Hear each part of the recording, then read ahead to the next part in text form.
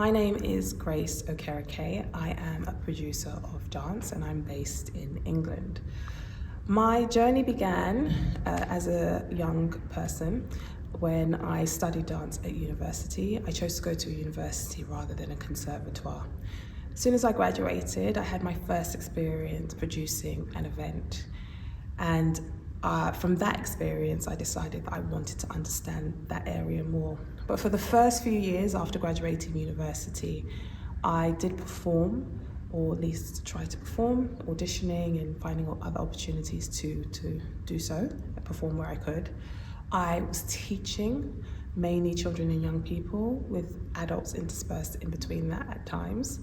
And I was in what I call arts management. So as mentioned, the first time was when I produced an event independently with someone else that I know, or knew back then I should say. And then I also quite quickly after that joined an organization, a dance development organization.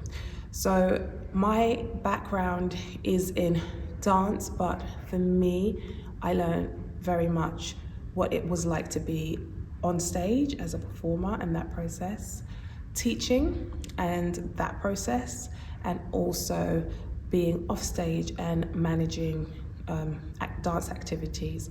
That's including events, a lot of community work, children and young people. And so therefore that's kind of the makeup of my background in history.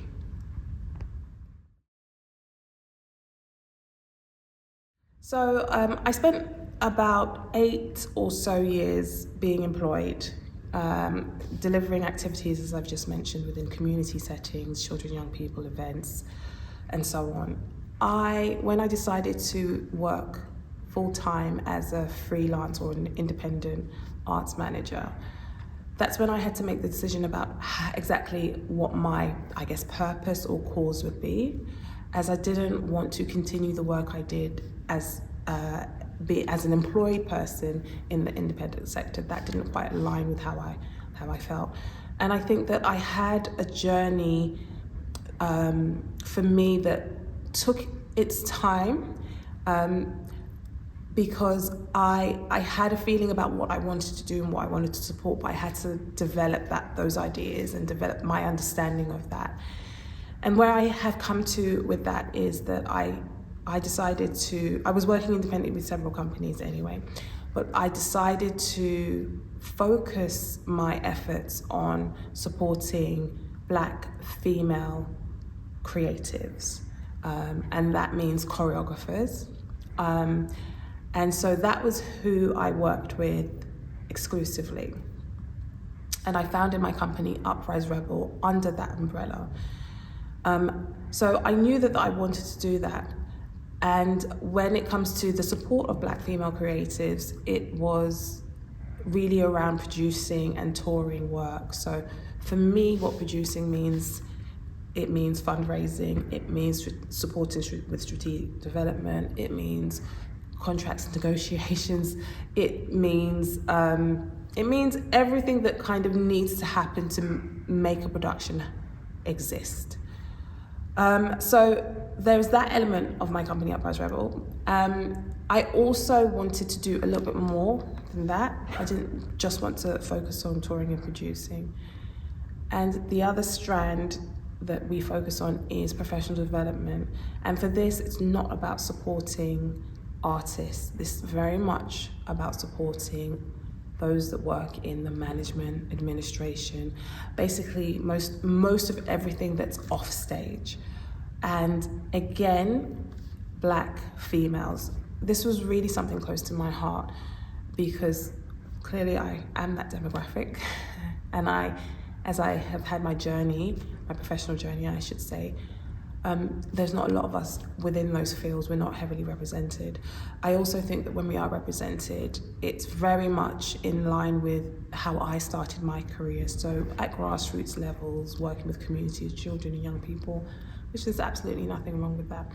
And I do support that. But I also think that, when it comes to touring and comes to the other elements, we're not there like we should be or could be.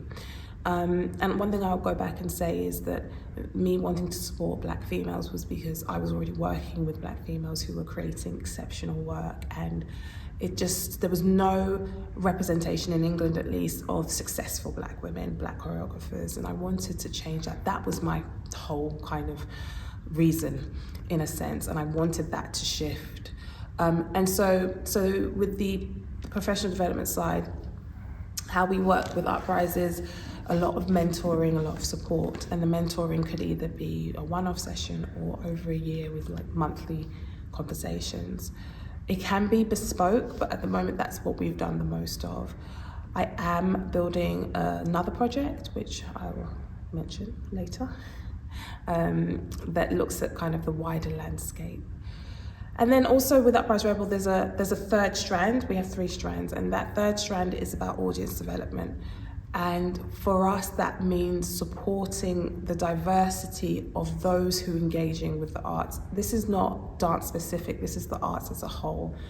And for me, it's more about ensuring that people from various ethnicities engage with performing arts and actually visual arts in one way or another, because I think that if the audiences understand that there is work made there that represents them or that they could engage with or relate to, then more people will hopefully come. We've got other issues around why audiences don't engage, but in terms of that understanding, that's where our approach is coming from. And all of this is to say that things won't change, what's on stage, representation won't change if people aren't aware that they can come and watch a show or look at a piece of artwork or whatever it is. And it just kind of breaks down barriers, and that's what we're trying to do with that strand.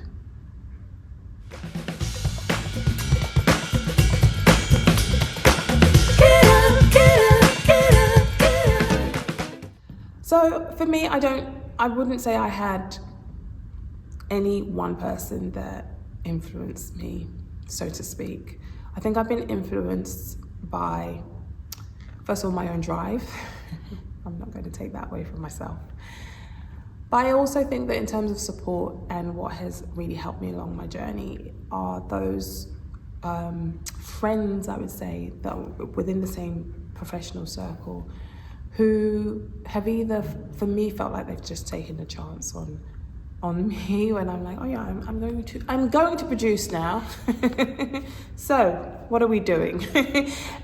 So just taking that chance, and I guess we were going on those journeys together. So I kind of really appreciated that, or giving words of encouragement, because that doesn't really happen much. So those have been really key influences because they're quite personal. And beyond that, there have been a few people, or 1 or 2 people, again, whom I might not have known, but I've listened to their professional stories. And what drives me is their drive, their commitment. Sometimes the methods in which they've had their achievements are far beyond what I would do. I would never do that. But what I have loved is the courage. And I think that is something that's quite inspirational for me, is when I feel that people are being courageous, and I take that away and I try and embody that for myself, because I have felt, at least to a certain point, that it was reckless courage, but but I have felt like I was courageous. But as you get older and you experience more, you become more cautious. So having those reminders have been really useful. Also, another thing that, in terms of influence, the people that I work with, the artists that I work with. So I started Uprise, as I mentioned, supporting Black females. I've expanded to Black and global majority females. But those that within Uprise Rebel always inspire me, simply because everybody works so hard. In their own way, they're working hard to achieve what their goals are, and I always find that inspirational, and those are the types of people that I really enjoy working with.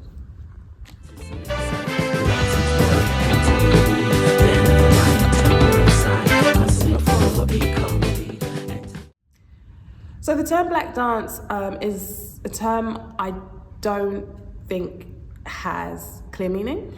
I think it does mean different things to different people, so it's a bit tricky to understand.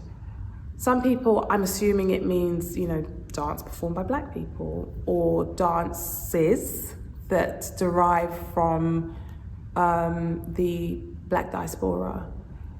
But for me, it doesn't really have a clear statement.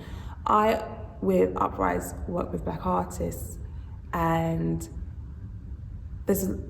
there are elements in which the work that's created infuses or is led by kind of genres that very clearly come from the kind of Black diaspora, West African, Sub-Saharan African, sometimes South African, Caribbean, and those influences, and then urban styles, which we all know have been influenced also from kind of the various Black culture. But I always say that the work of everybody that I support is contemporary, and for me it means of this time. It means what it means to be here and now. And also because my perspective is very Western. I was not born in England. I'm very much Nigerian, not historically, very current. I was born there.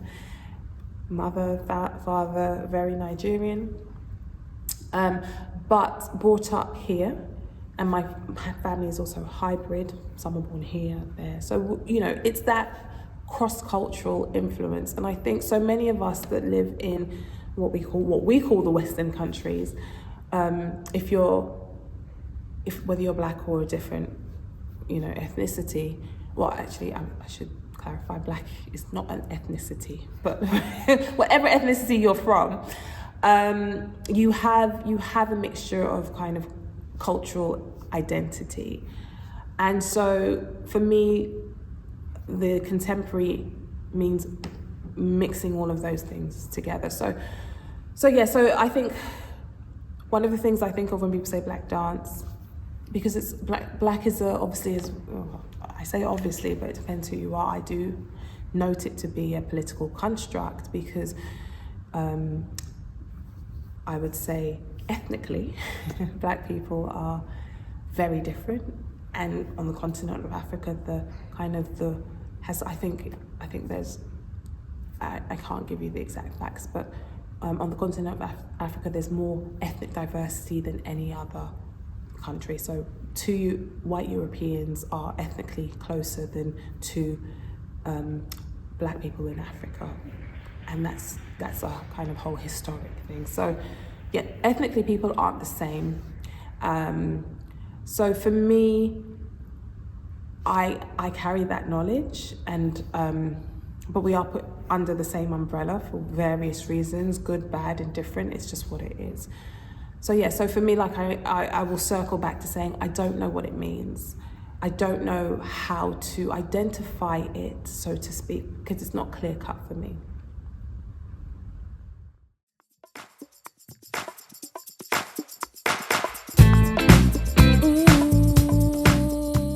So the way that I currently work is quite internationally, so to speak, as in the collaborations that happen across all three strands, although two of those strands are still more in conversation in terms of live activities, but those conversations tend to be kind of with an international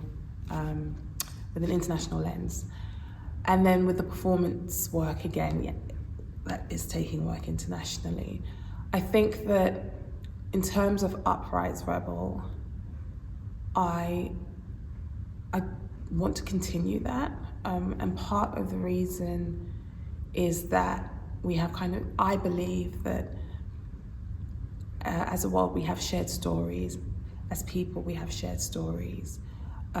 It doesn't mean that everybody that is ethnically Nigerian, or whichever ethnic group you belong to in Nigeria, or if we use the umbrella term Black, has the same story. But there are similarities in us all. So, with things that happen in the world, with wars and disputes and so on and so forth, it doesn't stay within one ethnic or racial group. And I love to kind of talk to people, see what's happening, understand what's happening. So for me, Uprise Rebel will continue to keep that international kind of desire about what we do.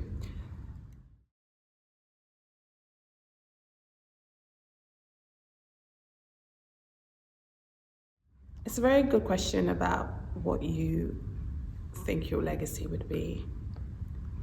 I remember when I was really thinking about what Uprise Rebel would be, I had two thoughts. The first one was a succession plan. Yeah, I know, I hadn't even started, I hadn't even registered it as a business.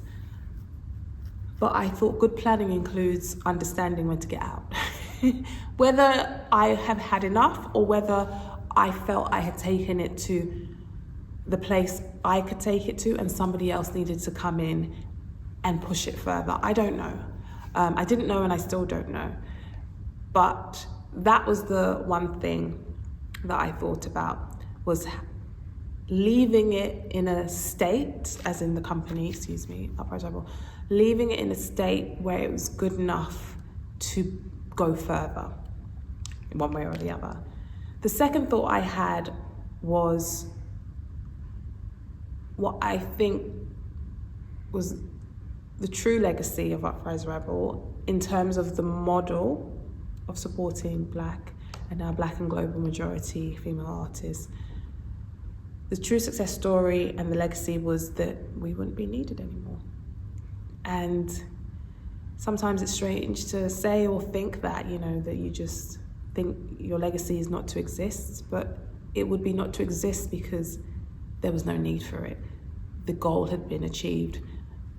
And I'm not saying that we did it single-handedly, because that's a big ask, but we would be part of that kind of shift where you see Black global majority females represented in the right way, where we're more of an equal footing in terms of being successful. So that was my original success story, and to some degree I want to stick to that. How that will evolve and manifest, I'm not sure, but for me success is when you don't need something anymore because that problem isn't there in that way.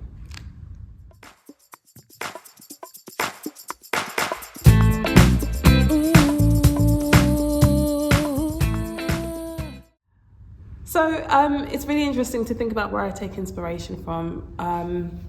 I think the first thing to note is that I believe in what I'm doing and why I'm doing it, and so therefore, because of that keeps me going, because there are many times where I just don't understand why I'm still working in this sector. Many times I think, what career can I change to? But also laziness comes over me and goes, I don't want to learn anything new, so stay where I am.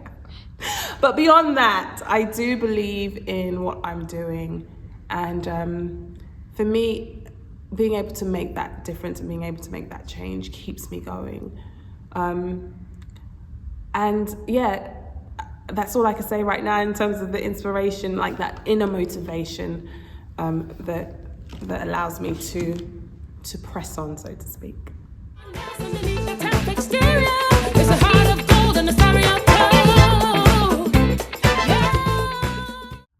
In terms of my most inspirational collaboration, I do have to say that the artists within Uprise Rebel, I would give them the credit for that, because I only work with people that will inspire me to keep going. So that's Elaine Dance, Uchenna Dance, Alessandra Sutan, and Sungim Her. And I think that, as mentioned before, everybody works really hard. Everybody, for me, it's not just about the hard work. They're creating things that are meaningful, definitely things that are meaningful, and I just feel that I want that to be seen, I want that to be heard, I want that to be out there. So those are really still quite exciting collaborations for me in terms of the work that we make and the future work that we will make, because I always know that the ideas come from a really genuine place and are just always really interesting. It's not what you can, standing face to face, line drawn in the sand. Get up, take a stand. At least in the country that I'm based in, I can only really speak to what the legacy for Black dance artists could look like in this country. I feel that there are a lot of people doing great work in terms of supporting young, aspiring dance artists to train and to enter the field. You have people like Akomasa, which is founded by Okosia Wache, and then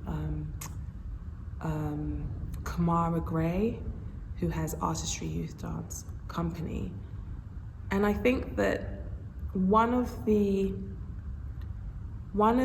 in terms of kind of professional preparedness for Black artists, is that one of the disadvantages that we have faced is that for the most part, in this current moment in time, our parents, or at least people my age, our parents, were either immigrants or children of immigrants. And so the focus has been placed on education and work, like a steady job. And so the disadvantage of which I'm speaking of means that things like dance classes and extracurricular activities that might be more on the creative side haven't had the same support within our households. This is changing now, as it naturally would do, I think.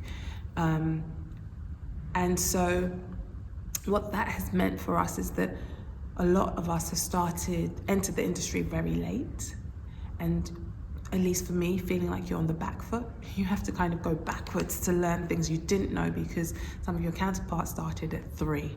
You know, like I was at school.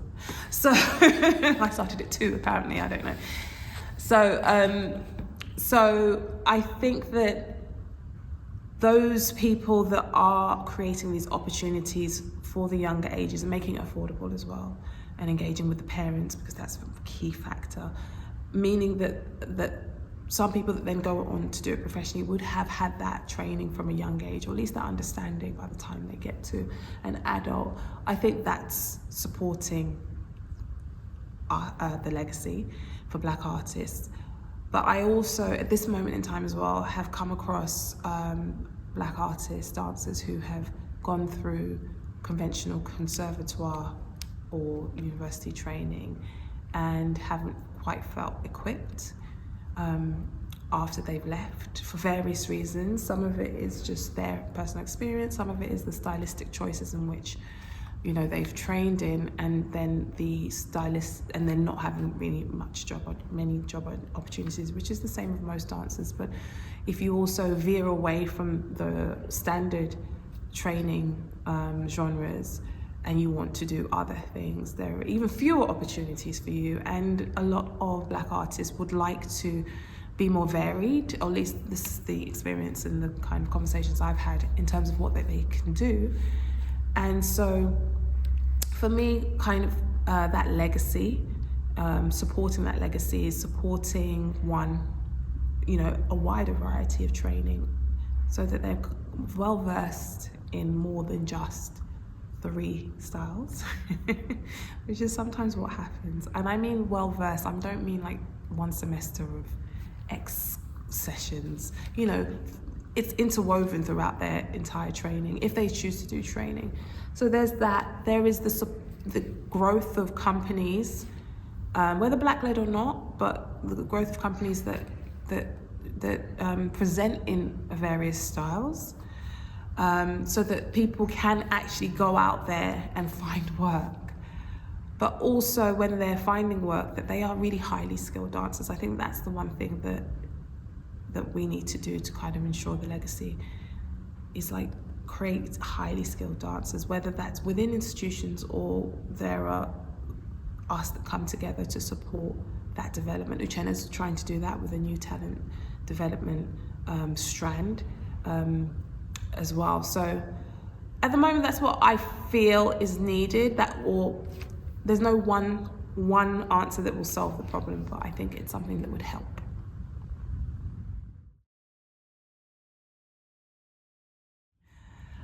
Do I feel that there are any restrictions placed on me? It's an interesting question because I think that yes and no. I think that there could be. I think a lot what I felt a few times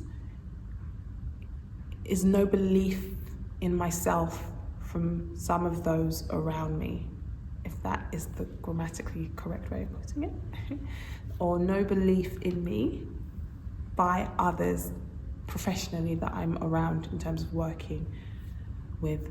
And I'm not sure if that is real or perceived. That could just be my ego. I could just think I'm so great, why don't you see it? Who knows? But there have been times, not very many, where I've said at some point, I want to go for this opportunity. And I've been asked why. Am I sure? Do I think I'm ready? And I haven't felt that's come from a place of caring for me, that caring cautiousness. It has felt it's been more of doubt about me and where I am. And I'm happy to say that when I've gone for these opportunities, I've actually received those opportunities. I've been successful in receiving those opportunities, and it's been part of my stepping stone to where I am now. So it's happened a couple of times, and that's why I say that. But the no bit is that I'm the only one that can restrict myself. However hard it is, which it is, can be really hard. I think a lot of us, regardless of our race or ethnicity, in the dance sector, in the performing arts sector, it's not an easy sector to be in, to make things happen, to succeed, to feel like you're succeeding. And I think that certain groups might find it harder than others, but I can only restrict myself. So if other people have placed restrictions on me, I am beyond happy that I haven't noticed. And I don't want to notice, because I don't want to worry about what they're doing. That's technically their problem, because I'll find a way of getting what I want and how I want it to be done, one way or another, I think that there's a quote, I'm very bad at quotes, but I'll try anyway. There's a quote about, okay, no, I don't remember the quote, but we're all on a journey and we can choose how we get to that end destination. There's not just one path, there's more than one path, and I'll build my own path if I must do. So the question is a yes and a no for me. I have felt that, there's not been necessarily belief in me from people around me professionally. When I feel like I needed it, I should also be specific about that. I also think that I don't restrict myself, so I will keep winning. Freed up in my days, let the justice be like people for giving some space. I don't mind if you tend to some days. You be man, it's an exciting period. There's a lot of work to be done, but there are a few things coming up in the future, not so far future. So in terms of the performance, touring and performing strand, we have with Uchena Dance, we will be opening the Sadler's Wells East venue. So that's a new venue, a mid-scale venue being built by Sadler's Wells Theatre, and that will be February 2025 in terms of when we will be performing. And so we're the first act, and it will be a work that was actually first performed at Sadler's Wells in their current location in 2013, and it's called Our Mighty Groove. And actually the second iteration of that, our Gerard Martin was part of that. He was a wonderful dancing bouncer. In fact, I think he was in the first and second iteration. So that's really exciting. That's a really big opportunity for Uchenna Dance. With Sung Im Her, we have a couple of works, hopefully one touring next year, but we're also creating one called 1 Degree Celsius, and so hopefully that's coming to the UK. So that will be made in Korea. We already R&D'd it this year. Be made in Korea, premiered in Korea, and come to the UK next autumn.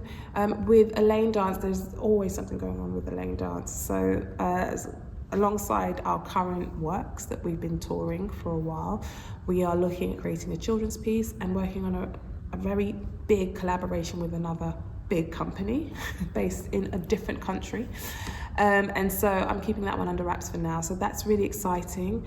And actually another big announcement will happen with Elaine Dance, I'm presuming next year. So that told you nothing, except there are a lot of big things coming up. And then with Alessandra Sutan, again, it's actually really exciting. We're at a period, she's a very busy woman, and we're at a period where things will be shifting, and we are in conversations about new works, as well as the touring of Mimi Shabim, which is a work that was created, I think in 23, will happen again next year. So that's the touring and producing side. So yeah, that was not, I couldn't name drop too much, but there's a lot going on there. And then with Uprise Professional Development, there's a project that I'm working on with some European partners to hopefully support cross-collaboration with Black and, I guess in Europe they say people of colour, are creatives across Europe. So we're trying to see how we can link people, because there are many of us on this continent. We're all here for different reasons, but we are here and we should get connected. And then finally, with the audience development strand, there's always a conversation about something happening there, but I am speaking to a couple of countries about a project that looks at ownership of the place that you inhabit, and how, whether you are from this place that you're in or you have moved there, how we should take pride in that and support our communities. So there's a lot happening. Whether it all happens next year in terms of those the last two elements, I'm not exactly sure, but definite conversations and planning is happening for that. So yeah, that's what we're excited about. People they sweat, but they keep that smile. Mary, Mary on my knees, I they pray.